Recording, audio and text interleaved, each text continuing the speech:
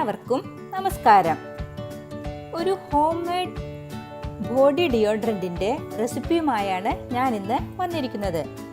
നമുക്കിത് വിവിധ തരം സ്മെല്ലുകളിൽ നമുക്ക് പെട്ടെന്ന് തന്നെ ഉണ്ടാക്കാനായിട്ട് സാധിക്കും. അതായത് കുട്ടിക്കൂരയുടെ സ്മെല്ല്, അതുപോലെ സാൻഡലിൻ്റെ, ഫോഗ്, ഇതിങ്ങനെ പലതരത്തിലുള്ള സ്മെല്ലുകൾ വെച്ചിട്ട് നമുക്കിത് പെട്ടെന്ന് തന്നെ ചെയ്യാനായിട്ട് സാധിക്കും.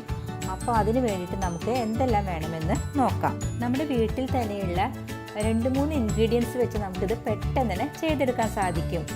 ബേക്കിംഗ് സോഡയും വെളിച്ചെണ്ണയും കോൺഫ്ലോർ വെച്ചാണ് നമ്മളിത് ചെയ്യണത്. അപ്പോൾ ഇതിൻ്റെ അളവ് പറയുകയാണെങ്കിൽ കോൺഫ്ലോർ ഞാനിവിടെ 2 ടേബിൾ സ്പൂണാണ് എടുത്തിരിക്കുന്നത്.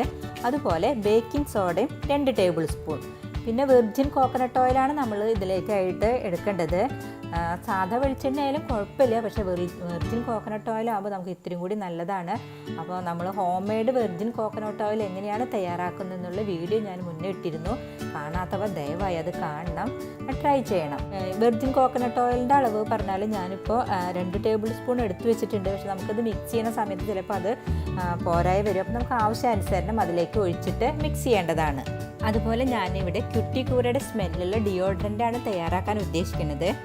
അപ്പം ഇനി നമുക്ക് തയ്യാറാക്കാനായിട്ട് ഒരു പാത്രം വെച്ച് ഈ പൊടികളൊക്കെ അതിലിട്ട് നന്നായിട്ട് അരിച്ചെടുക്കണം. നന്നായിട്ട് അരിച്ചെടുത്തെങ്കിൽ മാത്രമാണ് തരിയൊന്നും ഇല്ലാണ്ട് നല്ല സ്മൂത്തായിട്ട് നമുക്ക് കിട്ടുള്ളൂ. അപ്പോൾ ഇത് 3-4 വട്ടം നമ്മൾ നന്നായിട്ട് അരിച്ചെടുക്കണം.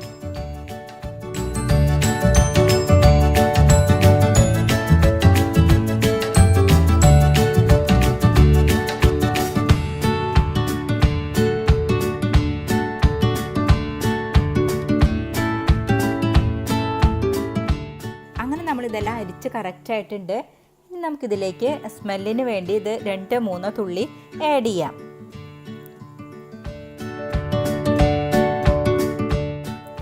അതിനുശേഷം നന്നായി മിക്സ് ചെയ്ത് ആവശ്യാനുസരണം വെർജിൻ കോക്കനട്ട് ഓയിൽ ആഡ് ചെയ്തിട്ട് അത് നന്നായിട്ടൊന്ന് മിക്സ് ചെയ്ത് കൊടുക്കുക. ഇത് നന്നായിട്ട് മിക്സ് ചെയ്ത് കറക്റ്റ് ആവണം, എങ്കിൽ മാത്രമേ ഇത് റെഡിയായി കിട്ടുള്ളൂ. അല്ലാന്നുണ്ടെങ്കിൽ ഇത് ഇത്തിരി തരിതരിയായിട്ടിരിക്കും. അപ്പോൾ അതുകൊണ്ട് നല്ല സ്മൂത്തായിട്ട് നമുക്ക് കിട്ടണമെങ്കിൽ വെർജിൻ കോക്കനട്ട് ഓയിൽ ഒഴിച്ച് നന്നായിട്ട് നമ്മൾ മിക്സ് ചെയ്യണം.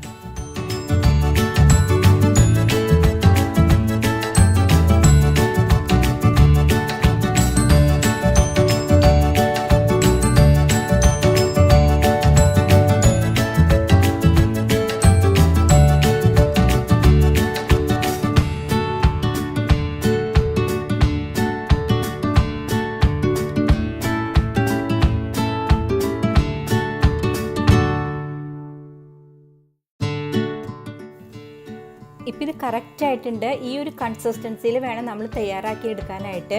എങ്കിൽ മാത്രമാണ് നമ്മൾ കുറച്ച് കഴിഞ്ഞാൽ ഇത് ഒത്തിരി കൂടെ തിക്കാവും ചെയ്യും, അതുപോലെ തന്നെ നല്ല സ്മൂത്തായിട്ട് കിട്ടും. ഇപ്പോൾ ഈ കാണുന്ന പോലെയല്ല, നമ്മൾ കുറച്ച് കഴിയുമ്പോൾ ഇത് ഒത്തിരി കൂടെ തിക്കാവും ചെയ്യും, സ്മൂത്താവും ചെയ്യും. അപ്പോൾ അങ്ങനെ നമ്മുടെ ബോഡി ഡിയോഡ്രൻറ്റ് ഇവിടെ റെഡി ആയിട്ടുണ്ട്. ഇത് നമുക്ക് ഇനി ഒരു ബൗളിലേക്ക് മാറ്റാം.